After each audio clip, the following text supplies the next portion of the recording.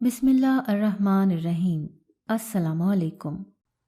حسنہ ہاتھ میں شاپر اٹھائے اماں کے ساتھ باتوں میں مشغول تھی۔ گھر کا کچھ ضروری سامان لینے کی وجہ سے اسے اماں کے ساتھ شہر جانا پڑا۔ رکشے والا گاؤں سے تھوڑی سی دور سڑک پر ہی اتار دیتا اور باقی کا کچا راستہ پیدل ہی طے کرنا پڑتا۔ گرمی اور غصے سے تپی ہوئی اماں ابھی بھی رکشے والے کو صلاحیں سنا رہی تھی اور حسنہ ہنستے ہوئے ماں کو ہی دیکھ رہی تھی۔ یہ اماں کی ہر بار کی عادت تھی۔ اس سے پہلے کہ حسنہ اماں کو خاموش کرواتی، ایک اڑتا ہوا سانپ اس کے کاندھے پر آ لگا۔ خوف کے مارے وہ چیخ پڑی۔ اماں بھی اس کی یہ دہشت ناک چیخ سن کر بوکھلا گئیں اور اپنی ساری پریشانیاں بھول کر جلدی سے اس کی طرف متوجہ ہوئیں۔ آئے ہائے، کیا ہوا حسنہ؟ کیا ہوا میری شہزادی، میری بچی، کیا ہوا؟ جبکہ حسنہ بیچاری شاپروں کو دور اچھال کر ابھی بھی اپنے کندھے کو جھاڑتے ہوئے چیخ رہی تھی۔ وہ سانپ اس کے پیروں میں الٹا پڑا تھا، جس کو دیکھ کر ایک دفعہ اماں بھی ڈر گئی۔ حسنہ 2 قدم پیچھے ہٹ کر مسلسل کانپتے ہوئے اس سانپ کی طرف دیکھ رہی تھی اور اماں اسے۔ اس سے پہلے کہ وہ کچھ سمجھ پاتی، کھیت سے ہنستے ہوئے مزمل، علی اور احمد اسے اپنی طرف متوجہ کر گئے۔ معاف کرنا حسنہ باجی، صرف یہ ایک پرینک تھا، سانپ بھی نکلی لیا ہم نے، بس یہ دیکھنا تھا کہ تم کیا کرتی ہو۔ وہ ہنسی سے لوٹ پوٹ ہوتے ہوئے اسے بتا رہے تھے۔ غصے کی شدید لہر اس کے تن بدن میں پھیل گئی۔ اب اسے سارا معاملہ سمجھ آ چکا تھا۔ غصے سے اس نے ذکی کی طرف دیکھا جو موبائل بند کر رہا تھا۔ ان چاروں لوفروں کو وہ اچھی طرح جانتی تھی۔ پورے محلے والوں کے لیے عذاب، ہر بندہ ان سے تنگ تھا۔ نہ ان کے یہ روز روز کے ڈرامے ختم ہونے تھے، نہ محلے والوں نے سکون میں آنا تھا۔ اب بھی یقیناً اس نکلی سانپ کا سہارا لے کر وہ اس کی ویڈیو بنا چکے تھے۔ اس مشہور ہونے کے چکر نے انہیں بغیرت بھی بنا ڈالا تھا۔ ماں بہن کی عزت کرنا تک وہ بھول چکے تھے۔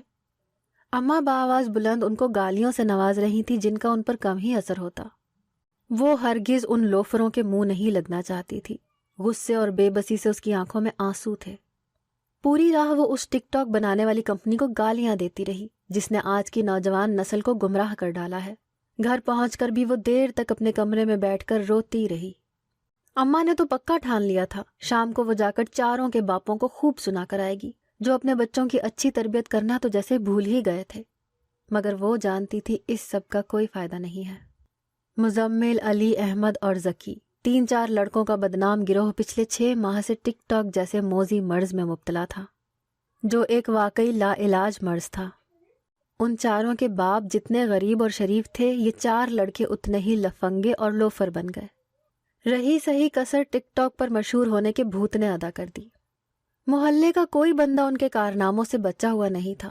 ہر روز کی ایک نئی کہانی، ہر روز ایک نیا شکوہ ان چاروں کے والدین کا منتظر ہوتا۔ کبھی یہ سڑک پر چلتے ہوئے نظر آتے تو کبھی کسی فنی ویڈیو کے لیے ڈرامہ کرتے نظر آتے۔ جوانی کے جس دور میں انہوں نے ماں باپ کا سہارا بننا تھا، وہ الٹا بوجھ بنے بیٹھے تھے۔ وہ اس بات کا پکا یقین رکھتے تھے کہ وہ بھی ایک دن مشہور ہو کر بہت بڑے ٹک ٹاکر بنیں گے۔ سب محلے والے اور ان کے والدین ان کی عزت کے بارے میں جان پائیں گے۔ یہ غلط فہمی ان کے دلوں میں مکمل پروان چڑھ چکی تھی۔ جانے یہ سستی شہرت جو اپنا آپ یا دوسروں کا تماشا بنا کر حاصل ہوتی ہو، جانے کس کام کی، مگر یہ سمجھنا ہر کسی کے بس کی بات نہ تھی، نہ ہی وہ چاروں سمجھ پائے۔ اپنے ماں باپ کی عزت کا تماشا بنا کر، ان کی تربیت پہ انگلیاں اٹھوا کر وہ اس بات کا ازالہ چند دنوں کی شہرت اور اس شہرت سے حاصل ہونے والے چند پیسے سے ادا کرنا چاہتے تھے۔ شاید جنہوں نے تعمر عزت نہ کمائی ہو، وہ اس کی شان و شوکت سے کیا واقف ہوں گے۔ مزمل رشید احمد کا بیٹا تھا، وہ رشید احمد جس نے ساری عمر سرکاری اسکول کے دروازے پر کھڑے ہو کر چوکیداری کی۔ مزمل اس کی اکلوتی اولاد تھی۔ شادی کے 7 سال بعد امید کی کرن نے دروازے سے جھانکا تو جیسے شیدے اور کرمائی کو جینے کی وجہ مل گئی۔ 9 ماہ کرمائی نے گن گن کر گزارے۔ بھلا 7 سال کا انتظار طویل نہیں تھا؟ آس پڑوس کی ہمدردیاں تو کبھی لوگوں کے تانے تشنے، سسرال والوں کی دھمکیاں کہ شیدے کو دوسری بار بیاہ کر ہی اولاد کی خوشی حاصل کر سکیں گے، مگر اللہ سے مانگی گئی دعائیں قبولیت کے درجے کو پا چکی تھی۔ شیدہ تو ہمیشہ کہتا کہ پگلی جھلی ہے تو، بھلا میں تجھے چھوڑ کر ایسا کیوں کروں گا، مگر اسے بھروسہ نہیں تھا۔ اولاد تو ہر ایک کی خواہش ہے اور ہر ایک کو چاہیے۔ اب اس کی زندگی کی ہر خواہش کامل تھی۔ ننھے سے مزمل کے رونے کی آواز پہلی بار گھر میں گونجی تو اس کے ساتھ کرمائی اور شیدے کی بھی بلک نکل گئی۔ خوشی کے مارے رونا آ گیا، شکرانے کے آنسو گالوں پر بہہ نکلے۔ बचपन लाड प्यार में गुजरा, जो ख्वाहिश मुंह से निकली पूरी होती गई। शीदा कभी कभार डांट देता तो कुरमाई की जान हलक में अटक जाती। स्कूल जाने की उम्र हुई तो स्कूल भी भेज दिया ताकि पढ़ लिख कर अच्छे मुस्तकबिल को हासिल कर सके। यहाँ पर उसकी दोस्ती उसके क्लास के 2 लड़कों अली और अहमद से हुई। अली चाचे सलीम जबकि अहमद चाचे खादिम का बेटा था। कच्ची पक्की क्लासों से होते हुए वो पंजम जमात में पहुंच गए। यहाँ पर उनकी दोस्ती जक्की से हुई और यूं उनका ग्रुप मुकम्मल हो गया। वो चारों हमेशा इकट्ठे खेलते पाए जाते, चारों के शौक एक जैसे और चारों मन मर्जी के मालिक। पढ़ाई में भी वो ज़्यादा तेज़ नहीं थे। मुजम्मिल और अहमद फिर भी कुछ न कुछ पढ़ लेते, मगर दूसरे 2 आवारों ने ये भी जहमत ना की। सादा लोह माँ बाप भी यही समझते रहे कि स्कूल में उनके बच्चे पढ़ लिख कर उनके बुढ़ापे का सहारा बनने जा रहे हैं। स्कूल से वापस आने के बाद वो गांव की नहर के पार चले जाते और वहां पर शाम ढले तक खेलते रहते। चारों के वालिद मजदूर थे, लिहाजा उनको खुली छुट्टी थी। ना ही दिन भर उन पर कोई नज़र रखने वाला था और ना ही नज़र रखने की कोशिश की। जकी उम्र में उनसे थोड़ा सा बड़ा था, मगर अपनी 3 बहनों से छोटा अली और अहमद दोनों चचाजाद थे, लिहाजा किसी के वालिद को बच्चों पर कड़ी नज़र रखने की ज़रूरत ही महसूस न हुई। ये सब घर के बच्चे थे और घर के बच्चे भला कहाँ बिगड़ते हैं, मगर ये भी घर वालों की खाम ख्याली साबित हुई। जैसे जैसे उम्र ने बढ़ना शुरू किया, उम्र के तकाजे भी बढ़ते गए। मुश्किल से अल्लाह अल्लाह करके 10 जमातें पास हुई तो चेहरों पर हल्की हल्की दाढ़ी भी नमूदार हो गई। उम्र का सबसे नाजुक हिस्सा, जहाँ कुछ समझा नहीं बस सुना और माना जाता है, वो भी यही करते गए। गलत सोबत का यूं असर पड़ा कि वो बिना सोचे समझे हर बात मानते और सुनते चले गए। चाचा शीदा भी अब बढ़ती उम्र की तरफ जा रहा था। कुरमाई अपने घबरू जवान को देखकर सारा दिन सदकेवारी होती रहती। अब कोई परेशानी नहीं थी, अब उनका बेटा जवान था और पूरी 10 जमातें पास। चाचा शायद स्कूल से अब रिटायरमेंट ले चुका था।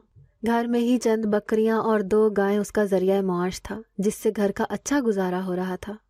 तब तक जब तक कि मुजम्मिल की बढ़ती ख्वाहिशों ने सर न उठाया। इस उम्र की सबसे बड़ी ख्वाहिश और उस दौर की सबसे बड़ी मर्ज मोबाइल फ़ोन, जो कि उस वक्त सिर्फ जकी के पास था। जकी से चंद दिन छोटी मोटी फिल्मों और छोटे मोटे ड्रामे देखने के बाद अब वो भी इस बात पर बज़ेद था कि उससे भी एक अदद मोबाइल लेकर दिया जाए। और माई कुरमाई भी यही समझती थी कि इस उम्र के हर बच्चे के पास मोबाइल है तो उसका मुजम्मिल क्यों पीछे रहे। जबकि चाचे शीदे की ख्वाहिश थी कि मुजम्मिल बड़ा हो गया है, अपना कमाए और अपनी ख्वाहिशें पूरी करे। उसकी बूढ़ी हड्डियों में अब इतनी सकत नहीं रही कि वो मुजम्मिल की हर ख्वाहिश को पूरा कर सके, मगर गांव और गांव की अय्याशियों को और अपने अय्याश ग्रुप को छोड़ना मुजम्मिल के बस की बात नहीं थी। लिहाजा उसने भी भूख हड़ताल शुरू कर दी। एक ही दिन में माई कुरमाई की जान पर बनाई और मजबूरन चाचे शीदे को अपनी 2 बकरियों की कुर्बानी देनी पड़ी। उस शाम मुजम्मिल के हाथ में भी एक बड़ा मोबाइल था, वही मोबाइल जिसके वो आए रोज ख्वाब देखता था। मोबाइल आज के दौर की बढ़ती हुई मांग है, मगर कहते हैं कि हर चीज़ के फ़ायदे के साथ साथ उसके नुकसानात को भी मद्देनज़र रखा जाए। ये चीज़ लोगों के लिए बाइसे इज्जत होने के साथ साथ बाइसे ज़िल्लत भी है। जिस चीज़ को जिस तौर पर इस्तेमाल किया जाए वो हमें वही चीज़ फराहम करती है। लोगों के लिए ये अब राब्ते के ज़रिए से हटकर इज्जत का ज़रिया बन चुका है। जिसके पास जितना बड़ा और महंगा मोबाइल है वो उतना ही जाना पहचाना और मुअज़्ज़ज़ इंसान है। मगर हकीकत तो ये है कि इसके फ़वाइद के साथ साथ इसके नुकसानात ने भी दुनिया में तबाही मचा रखी है। और फिर रही सही कसर इसमें मौजूद ऐप्स ने पूरी कर दी, जिनको बनाने की ज़रूरत आज तक समझ में नहीं आई। मोबाइल की सबसे ज़्यादा डिमांडिंग ऐप टिकटॉक, जिसने लोगों को तबाही के दहाने पर ला खड़ा कर दिया है। लोग सिर्फ सस्ती शोहरत की खातिर अपना आप बेच रहे हैं। घरों में बाइज्जत तरीके से रहने वाली लड़कियां अब टिकटॉक के गानों पर गुनगुनाती हुई नजर आती हैं। घरों में बाइज्जत तरीके से रहने वाली लड़कियां अब टिकटॉक के गानों पर गुनगुनाती हुई नजर आती हैं, और उन पर थरथराते हुए जिस्मों पर जितनी हवस ज़्यादा निगाहें पड़ती, ये टिकटॉकर्स के लिए उतनी ही इज्जत की बात है। लुत्फानंदोज होने की हद तक तो ये एक बेहतरीन ऐप थी, मगर ये लोगों में एक नफसियाती मर्ज की तरह दाखिल हो गई है। आजकल के दौर में हर दूसरा बंदा खुद को एक बड़ा टिकटॉकर तस्वुर करता है। जब मुजम्मिल ने मोबाइल लिया था तो ये कैसे मुमकिन था कि वो टिकटॉक जैसे मर्ज से दूर रहता। लिहाजा उसी शाम जकी ने उसे टिकटॉक इंस्टॉल कर दी। बाप की मेहनत की कमाई के हज़ारों रुपए वो पैकेजेस पे खर्च करके दिन रात तक टिकटॉक देखने लगा। ٹک ٹاک نے ان کے دماغوں پر ایسا اثر چھوڑا کہ ٹک ٹاک ہی ان کا اٹھنا بیٹھنا کھانا پینا اوڑھنا اور بچھونا بن گئی۔ باپ کا نازوں سے پلا ہوا بیٹا ٹک ٹاک پر برباد ہو کر رہ گیا۔ وہ چاروں بھول چکے تھے کہ ان کے بوڑھے ماں باپ اور ان سے وابستہ دوسرے افراد انہیں یوں ضائع ہوتے دیکھ کر کس قدر دکھی ہیں۔ اب روزانہ کی ویڈیوز کا سلسلہ جاری تھا۔ کبھی وہ ناچتے ہوئے ویڈیوز بنا رہے ہیں تو کبھی کچی سڑک پر پاؤں سے پاؤں ملا کر چلتے ہوئے، کبھی کسی بزرگ کے ساتھ ان کا پرینک چل رہا ہے تو کبھی کسی کو تنگ کیے کھڑے ہیں۔ گاؤں کے لوگ ان سے بے حد پریشان تھے۔ ان کی دیکھا دیکھی گاؤں کے دوسرے بچوں نے بھی یہ تقاضا شروع کر دیا تھا۔ لوگوں کی شکایتیں آہستہ آہستہ ان کے والدین کے گھروں تک جا پہنچی اور وہ سادہ لوگ ہر بار ہی ان سے معافی مانگ کر ایک بار پھر بیٹوں کو سمجھانے لگ جاتے۔ چاچے شیدے نے مزمل کو یہ سمجھانے کی بھرپور کوشش کی کہ اب وہ جوان ہو گیا ہے، ان لوفر دوستوں کی دوستی کو چھوڑ کر اس کے بڑھاپے کا سہارا بنے اور شہر چلا جائے، جا کر اپنے چچا کی دکان پر نوکری کرے، جہاں کی اچھی خاصی تنخواہ ان کا اچھا خاصا گزارا کروا سکتی ہے۔ مہنگائی کے اس دور میں جہاں ہر طرف بھوک کے لالے پڑے ہیں، ایسے میں غریب لوگوں کے پاس ایسا کوئی رستہ نہیں جس سے وہ اپنے رزق میں وسعتیں پیدا کریں۔ چاچے رشید نے ہر ممکن کوشش کی کہ اسے اس گروپ سے دور کریں، مگر کاش یہ کوشش پہلے کی ہوتی۔ اب اس کے ہاتھ سے وقت نکل چکا تھا اور مزمل اس دلدل میں پھنس چکا تھا۔ وہ چاروں اب ٹک ٹاک پر مشہور ہونے کے چکروں میں تھے۔ ایک بار مشہور ہو کر وہ اس محلے کو اپنی اہمیت کا احساس دلانا چاہتے تھے۔ ان کے مطابق دوسروں کو تنگ کرنا، دوسروں کی عزت نفس سے کھیلنا بالکل بڑی بات نہیں تھی۔ یہ بس ایک کھیل ہی تو تھا جس سے چند لمحے انہوں نے لطف اندوز ہونا تھا اور ان چند لمحوں نے ٹک ٹاک پر ان کی فین فالوئنگ کو بڑھا دینا تھا۔ آج کے فین فالوئنگ تماش بین مگر کہا کرتے ہیں کہ تماشا دیکھنے والے ایک دن خود بھی بڑے تماشا بن جاتے ہیں۔ آج بھی انہوں نے حسنہ کے ساتھ یہ پرینک کیا تھا جس کا انہیں ذرا بھی افسوس نہیں تھا۔ حسنہ خالہ شیما کی بیٹی تھی، عمر میں ان چاروں سے بڑی۔ خالہ شیما تو خود 20 مرتبہ ان کی بدتمیزیوں کا شکار ہوئی تھی، مگر حسنہ کا یہ پہلا موقع تھا جب اسے یوں سرے راہ ذلیل ہونا پڑا۔ یہ کیسا پرینک تھا جس میں نہ کسی کی عزت کو دیکھا جائے نہ کسی کے احساسات کے بارے میں جانا جائے، محض چند لمحے کی خود غرضی دکھا کر اگلے سے معذرت کے چند بول دیے جائیں۔ یقین کریں معذرت کے چند بول کبھی بھی عزت نفس یا گئی ہوئی عزت کو واپس نہیں لا سکتے۔ حسنہ کافی دیر اپنے کمرے میں بیٹھ کر روتی رہی۔ اس نے اماں کو منع کیا تھا کہ وہ چاچے شیدے کے گھر نہ جائے اور اس سے وہ لوفر اور بدتمیز لڑکے سوائے ضد کے اور کچھ نہیں پکڑیں گے، مگر اماں سے رہا نہ گیا اور اماں نے جا کر مزمل کے گھر اچھی خاصی سنا دی۔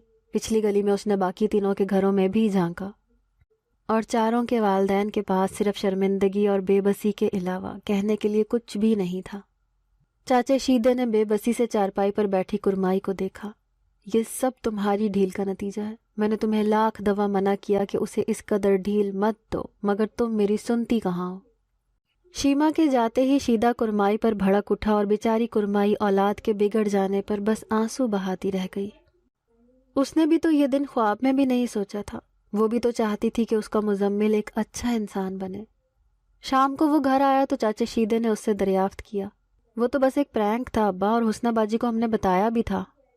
تو بغیرت ہو گیا مزمل، تیری عزت اور غیرت مر گئی ہیں۔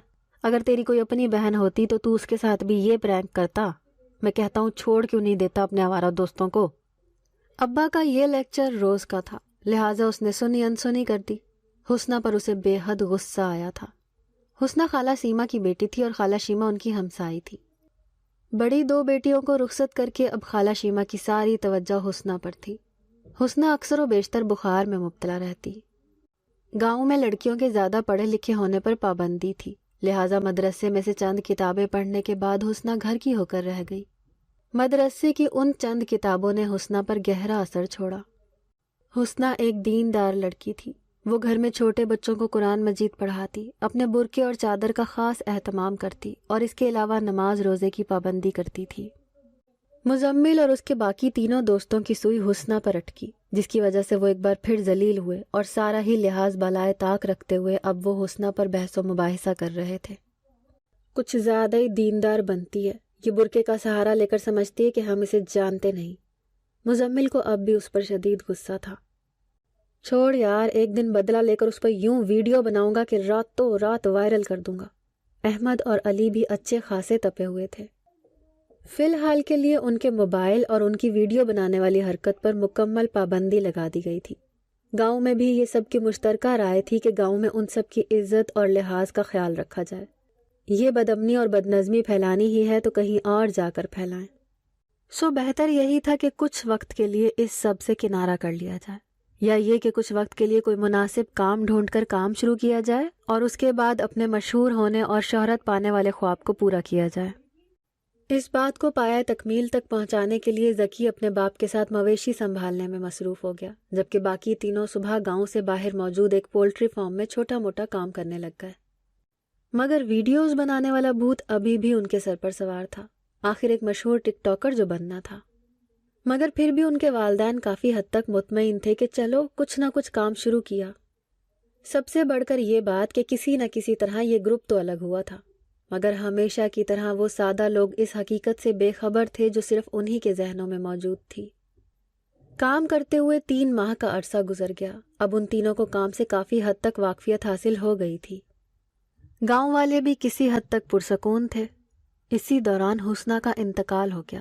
حسنہ کا ہر روز رہنے والا ہلکا ہلکا بخار ٹائیفائڈ کی شکل اختیار کر کے مہلک ثابت ہوا اور حسنہ کی جان لے کر ہی جان چھوڑی۔ خالہ شیما کے ساتھ ساتھ یہ واقعہ گاؤں کے سبھی لوگوں کے لیے کافی دلسوز ثابت ہوا۔ وہ فارم سے چھٹی کا دن تھا جس دن حسنہ کا انتقال ہوا اور وہ تینوں ذکی کے ڈیرے پر موجود تھے۔ حسنہ باجی تو ہمارے مشہور ہونے کے خواب کو اپنے ساتھ لے کر ہی دفن ہو گئی۔ بیچاری نے کس قدر واویلا کیا تھا جس دن ہم نے اس کے ساتھ پرینک کیا تھا۔ مزمل کو اب بھی وہ واقعہ اچھی طرح یاد تھا۔ اگر وہ زندہ بھی رہتی تو تم لوگوں میں اتنی جرت نہیں تھی کہ کچھ کر پاتے۔ یہ بس پیٹھ پیچھے کی ڈینگے ہیں جو تم لوگ بیٹھ کر مار سکتے ہو۔ یہ مزمل تھا جسے ہمیشہ سے ہی اپنے گروپ کے لڑکے بزدل لگے تھے۔ تو تم کون سا کوئی تیر مار سکتے ہو؟ تم بھی تو ہماری طرح ہی ہو۔ احمد کو اس کی بات پر جی بھر کر غصہ آیا۔ اب تم لوگ آپس میں لڑنا بند کرو۔ حسنہ مر گئی اور تم لوگوں کا مشہور ہونے کا خواب بھی ایک دن مر ہی جانا، کیونکہ مجھے تو ایسا کچھ نظر نہیں آ رہا کہ تم لوگ کچھ کرنے کے قابل ہو۔ ذکی نے انہیں بحث کرتے دیکھ کر بات ختم کرنی چاہی۔ تو تمہارا کیا خیال ہے؟ اب اس کی میت سے ہم وائرل ہو جائیں گے؟ اگر اتنا ہی آسان ہے تو تم کیوں نہیں کر لیتے؟ مزمل ابھی بھی غصے میں تھا۔ حسنہ تو پکا جنت میں جائے گی، دیکھ لینا تم لوگ، علی نے رازدارانہ انداز میں جھک کر کہا۔ اچھا، تمہیں بڑا اندازہ ہے جنت دوزخ کا؟ تم کون سا دیکھ کر آ رہے ہو جو سب پہلے سے جانتے ہو؟ احمد کو جیسے اس کی بات ہضم نہیں ہوئی۔ تو ہمت کرو، چلو دیکھ لیتے ہیں اور دنیا کو بھی دکھا دیتے ہیں، شاید سچ میں وہ حسنہ ہی ہے جو ہمیں مشہور کروا سکتی ہے۔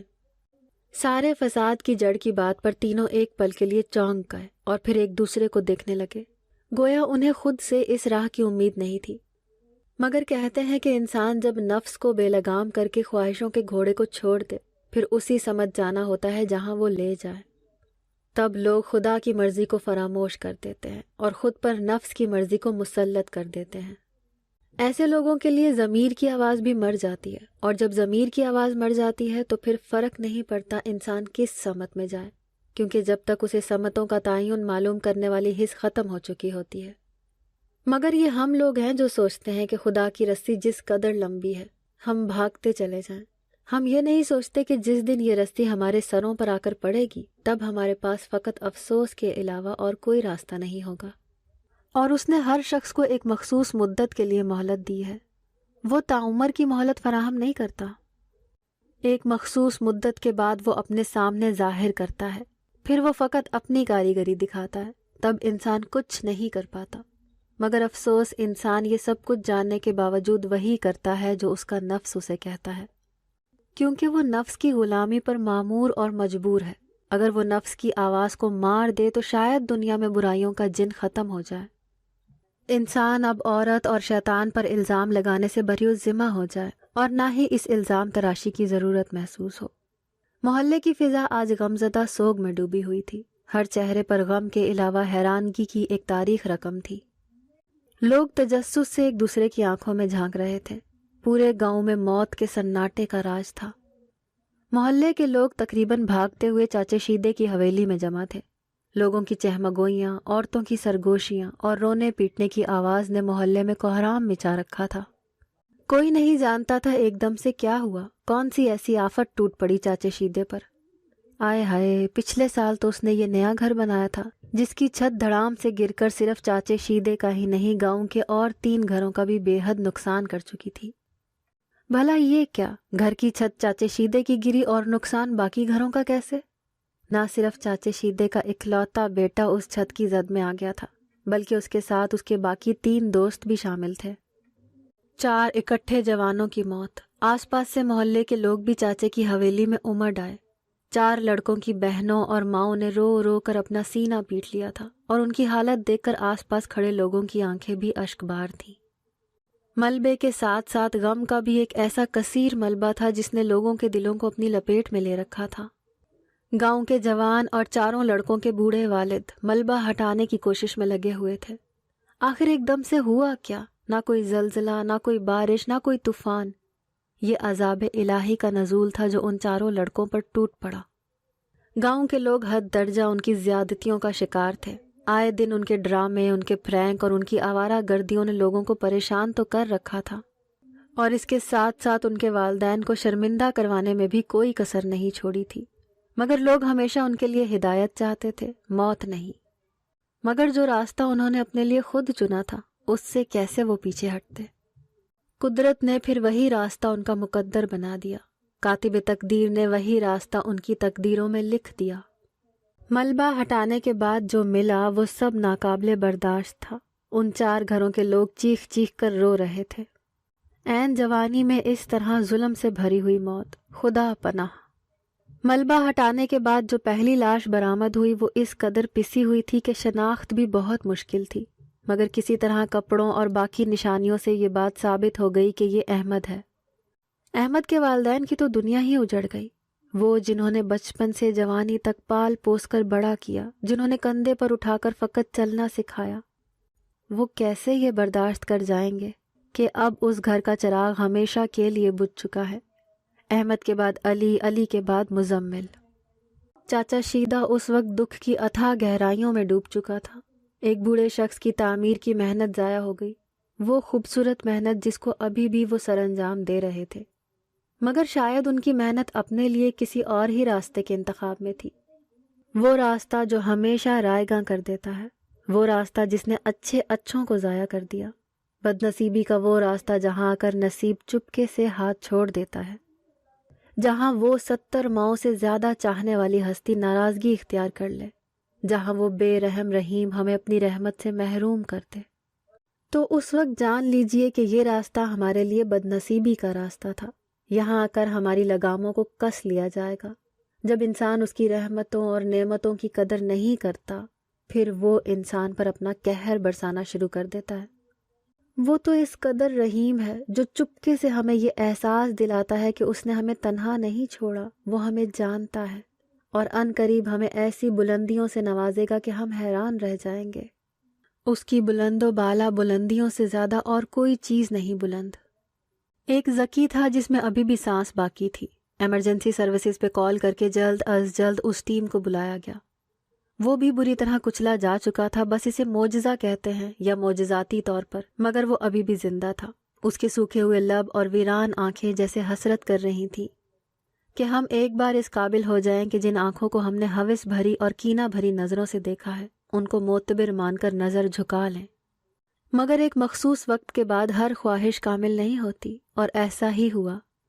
ذکی کی دونوں ٹانگیں بے حد برے طریقے سے ٹوٹ چکی تھیں اور اس کے دونوں بازو حرکت کرنا چھوڑ گئے تھے، مگر وہ پھر بھی زندہ تھا۔ ڈاکٹرز حیران تھے، وہ پشیمانی اور مایوسی کی گہرائیوں میں ڈوبا ہوا تھا۔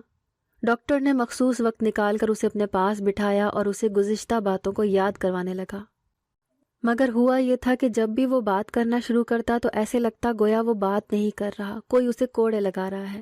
یہ بات ڈاکٹر کے لیے کافی حیران کن تھی۔